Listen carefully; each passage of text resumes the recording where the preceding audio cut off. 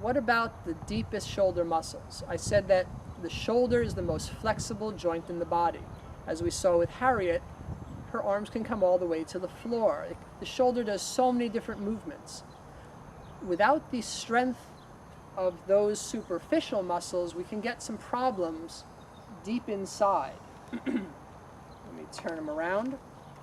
When I say deep inside, I mean in here. This is not such an exaggeration.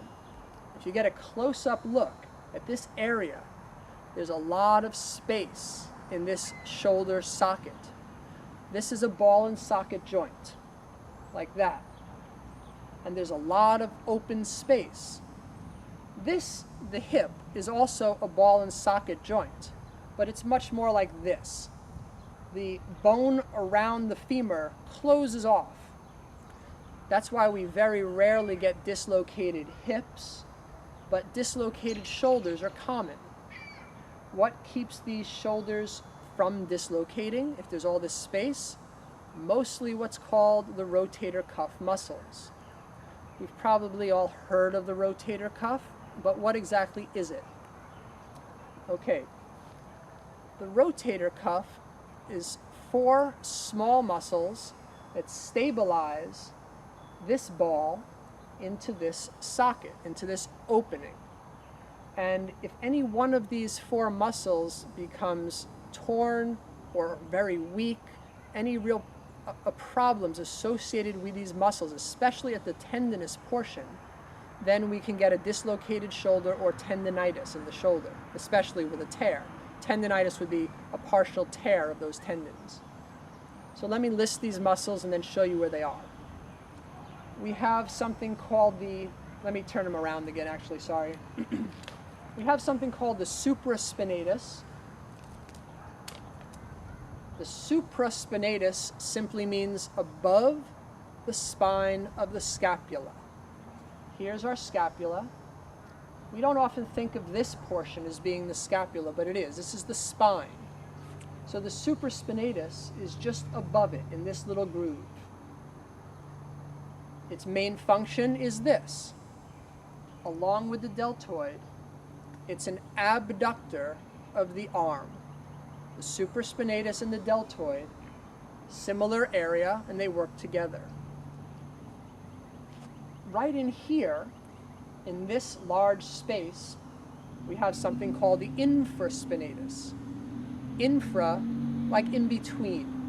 So right in between the back edges of our scapula, we have a pretty large muscle for this portion of our body called the infraspinatus. This muscle works with what's known as the Teres Minor. The Teres Minor is just below it, and it goes to the arm. Both of them do, actually. So the infraspinatus and the Teres Minor, what are their jobs?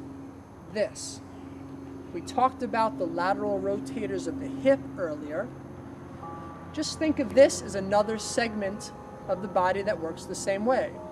As we try to laterally rotate the upper arm, I better do it, he's getting tired. We're going to do this, laterally rotating the upper arm, these muscles fire up. When do we laterally rotate the upper arm? Again, downward facing dog. Let me explain that. If I'm in downward dog, and my biceps turn this way, and my elbows turn out, this is medial rotation. I'm rotating towards my midline, medial rotation. The opposite is lateral rotation. So in downward dog, it's especially difficult to laterally rotate. And as we do, we're strengthening these rotator cuff muscles. For anybody who's new to yoga, you can practice it first in cat position, rotating the biceps forward and the elbow tips backwards. Once again, medial rotation, lateral rotation. And it's a very good practice to come into cat, fully laterally rotate, and then lift. You'll probably do this a little bit, but you can work with that intention. Okay? Who ordered the ice cream? So we have lateral rotation in downward facing dog, strengthening the back rotator cuff muscles. What have I mentioned so far? Supraspinatus, infraspinatus, teres minor. That spells sit if you take those letters. S-I-T. There's one more. If we take all of these muscles together, it spells S-I-T-S. Sits bones. The last one is a little hard to visualize. It's all the way under here. It's called the subscapularis. So supraspinatus, infraspinatus, teres minor, subscapularis, the sits muscles, S-I-T-S. It's all the way in here though. It's hard to see. If you were to reach back and bring your fingers underneath your shoulder blade, all the way underneath, that's where the subscapularis is. Sub, under, like a submarine. That's where the subscapularis is. In yoga, we sometimes do this position, backwards prayer, and we try to bring the shoulder blades together. But while in back prayer, your shoulder blades flare out a bit. And that's where you can get a feel for the subscapularis if you're interested in that, in that muscle. We're internally rotating. The I and the T, I mentioned, infraspinatus, teres minor, laterally rotates. Subscapularis medially rotates. They're opposites in that way. So just to summarize, the four rotator cuff muscles, their main role is to stabilize this ball and socket joint that has so much open space. The supraspinatus helps the deltoid abduct. The infraspinatus, teres minor, laterally rotate. The subscapularis medially rotate.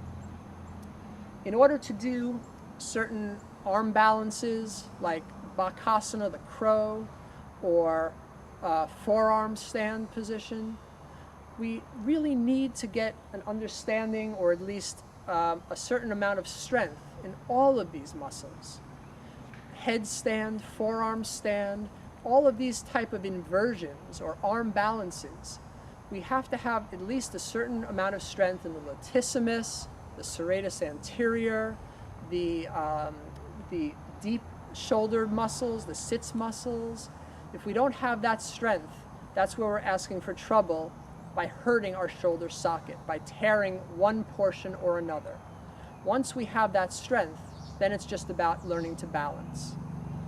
That's why this is the secondary core. Once the secondary core is strong, we can more easily strengthen this core region. Because whenever we're doing arm balances, for instance, Bakasana, we have to push weight into our secondary core and stabilize. Once we can do that, we can lift the other regions of our core, right? Once we're in a posture like that, then we can more easily access this area. But we first have to have the shoulder core strong. So as we stabilize the limbs, we can move our primary core and jump back. And that's very much how the core muscles of the shoulders and the primary core at the stomach relate. They work together in arm balancing often.